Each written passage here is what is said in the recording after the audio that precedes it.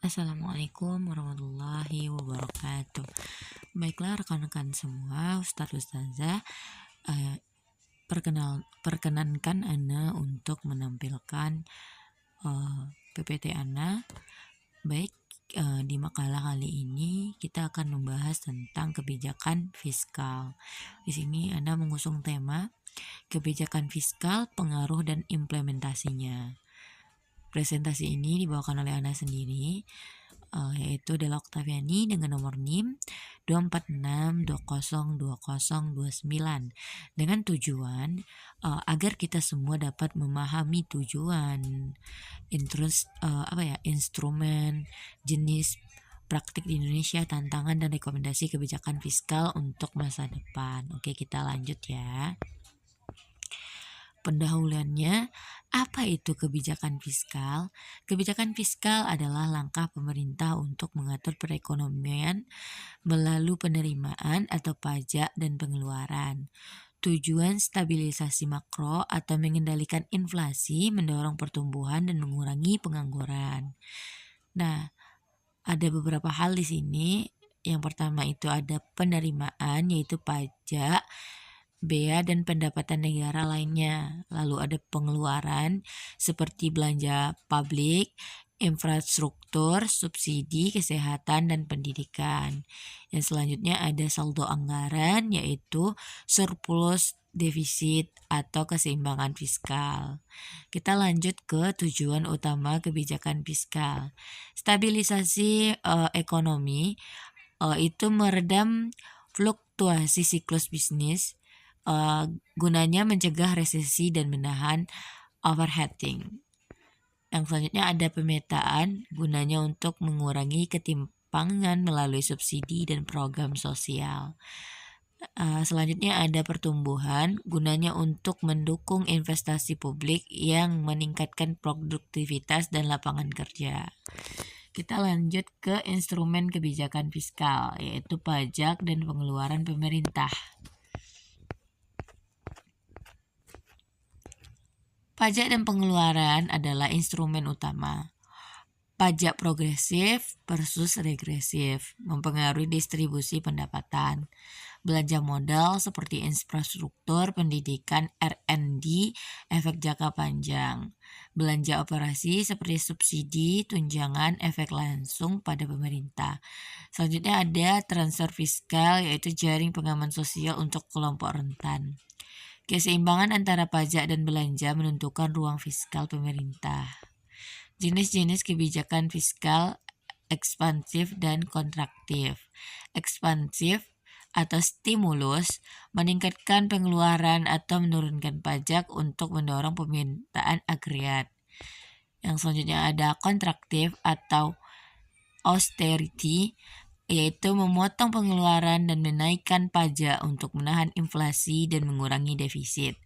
Tiap pendekatan punya trade-off, yaitu stimulus cepat pulihkan ekonomi, namun dapat memperbesar defisit, kontraksi menstabilkan fiskal, tapi bisa menekan pertumbuhan jangka pendek. Selanjutnya, kebijakan fiskal di Indonesia, sejarah dan perkembangannya. Orde Lama, yaitu pasca kemerdekaan, yaitu konsolidasi fiskal. Baru kita masuk ke Orde Baru, yaitu pembangunan besar-besaran dan stabilitas. Selanjutnya ada krisis di tahun 1997 sampai dengan 98, yaitu pengetatan fiskal dan reformasi darurat. Selanjutnya masuk ke reformasi, yaitu desentralisasi fiskal ke daerah. Baru kita masuk ke pasca 2000, yaitu modernisasi dan fokus infrastruktur. Perubahan penting dan desentralisasi fiskal setelah reformasi fokus pada stabilitas makro dan pembiayaan pembangunan infrastruktur sejak 2000-an.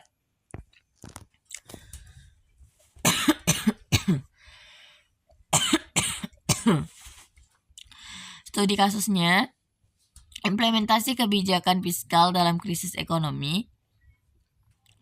Contoh krisis di tahun 1997 sampai dengan 1998 dan respon fiskal.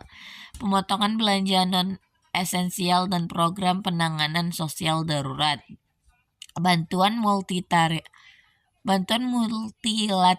untuk stabilitas fiskal dan pembiayaan kembali utang, reformasi struktural, yaitu perbaikan tata kelola anggaran dan transparansi.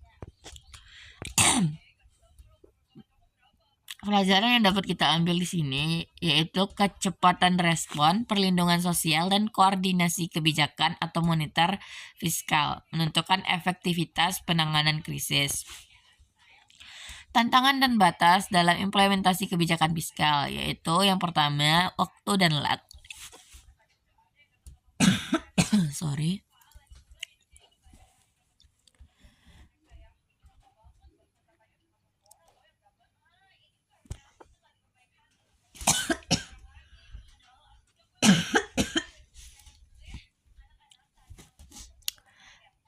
Tantangan dan batasan dalam implementasi kebijakan fiskal. Tantangan dan batasan dalam implementasi kebijakan fiskal. Yang pertama ada waktu dan lag. Efek kebijakan fiskal sering terlambat, sulit menyesuaikan siklus ekonomi secara tepat. Yang kedua ada keterbatasan anggaran. Ruang fiskal terbatas bila defisit dan utang tinggi. Tata kelola dan kapasitas.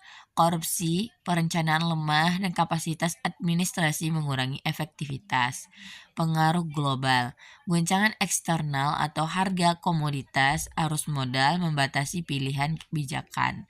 Dampak kebijakan fiskal terhadap perekonomian nasional terlihat seperti gambar ini, yang mana pertumbuhannya berada di angka berapa itu 70, terus ada inflasinya di angka 40 kayaknya, terus pengangguran di angka 60, ketimpangan kayaknya di angka 50. Interpretasi singkatnya, kebijakan fiskal yang tepat dapat meningkatkan pertumbuhan dan menyusutkan pengangguran. Risikonya, salah arah kebijakan dapat mendorong inflasi dan memperburuk ketimpangan. Perlu keseimbangan antara tujuan jangka pendek atau stabilisasi dan jangka panjang atau investasi produktif. Jadi kesimpulan dan rekomendasi peran kebijakan fiskal di masa depan. Yang pertama itu ada perkuat ruang fiskal, perbaiki koleksi pajak dan efisiensi belanja untuk membangun cadangan fiskal. Tingkatkan tata kelola, transparansi, perencanaan berbasis hasil, dan akuntabilitas anggaran. Yang selanjutnya ada fokus pada investasi produktif. Prioritaskan infrastruktur, pendidikan, dan kesehatan untuk pertumbuhan inklusif. Koordinasi kebijakan, harmonisasi kebijakan fiskal dan moneter, adaptasi terhadap risiko global. Rekomendasi ringkas, jaga keseimbangan antara stabilitas fiskal dan kebutuhan pembangunan, yang mana kebijakan fiskal yang responsif dan bertanggung jawab akan memperkuat ketahanan ekonomi Indonesia.